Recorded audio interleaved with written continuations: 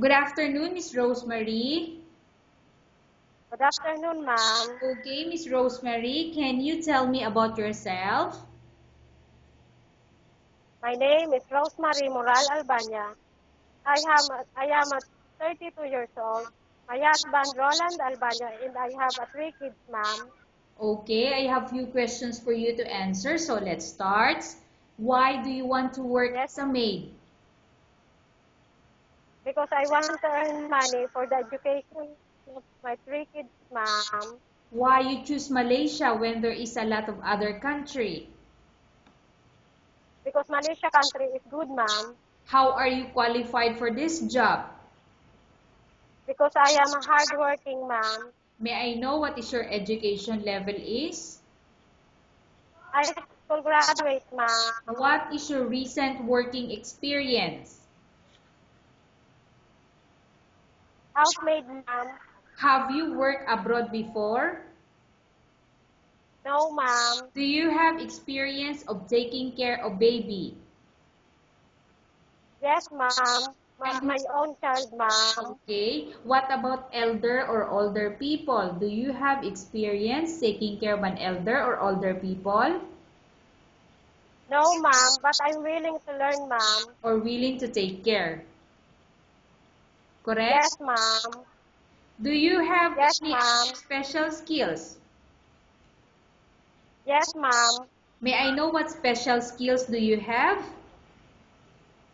Gardening, cooking, cleaning, and washing, ma'am. Are you willing to learn new skills? Yes, ma'am. Are you willing to work with a family where the mother-in-law or any relatives stay together? Yes, ma'am. Currently, are you still working now? No, ma'am. Do you know how to cook?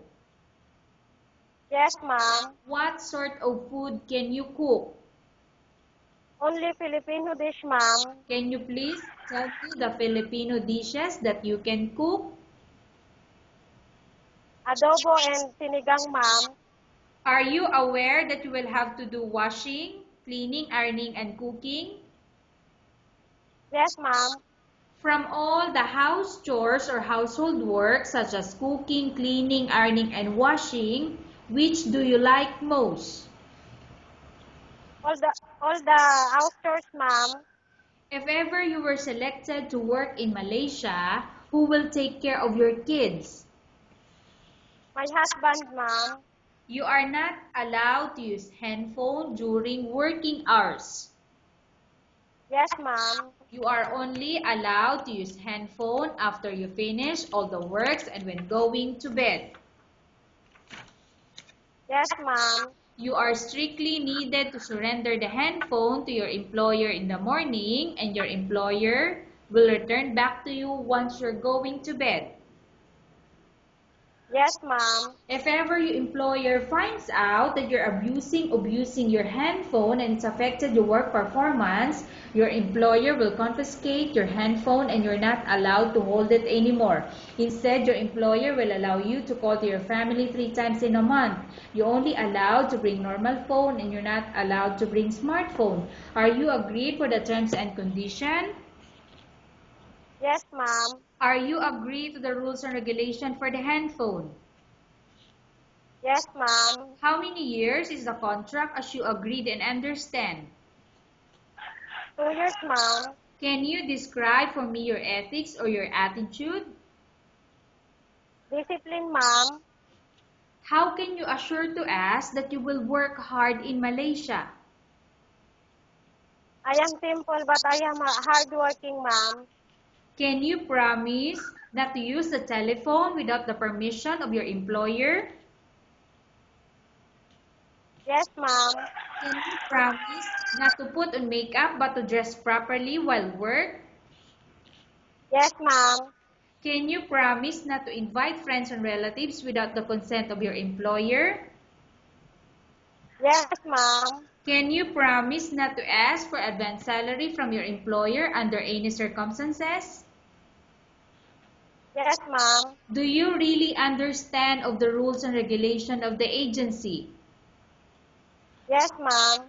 Do you pay any placement fee for you to come to Malaysia to work as a maid? No, ma'am. Do you have any history of sickness, example breast cancer or any other illness? No, ma'am. Do you suffer from any skin diseases, allergy or physical defect? No, ma'am. Have you suffered from any serious illness? No, ma'am. Do you smoke? No, ma'am. Have you undergone any operation? No, ma'am. Are you medically fit? Yes, ma'am. Are you in any medication? No, ma'am. Are you allergic with any food? No, ma'am. Are you prepared to work for the employer of any race? Yes, ma'am. Are you prepared to eat the type of food taken by your employer? Yes, ma'am. Are you afraid of being left alone in the house? No, ma'am. Are you afraid of dogs or other pets? No, ma'am. Can you promise to work according to instruction from your employer? Yes, ma'am. Do you have any immediate family working in Malaysia? No, ma'am. Okay, Miss Rosemary, we have finished our question section. Let's go to case study. I have a case study for you and I want you to answer me truthfully. Upon arrival in Malaysia, within 6 months, if ever any of your family members pass away, what will you do? Will you continue to work till finish your contract or you will go back? If my employer allow me to go home, I will go home. If not, I will stay and I send money for them and I finish my contract. Okay, tell us about yourself and why do you want to work in Malaysia as domestic helper? My name is Rosemary Moral Albania. I have I am 32 years old. My husband Roland Albania, and I have a 3 kids. I want to work in Malaysia because I want to earn money for the education of my 3 kids, ma'am. Okay, Miss Rosemary, what do you want to tell to your employer who watching your video? Ma'am, sir, please choose me as a maid.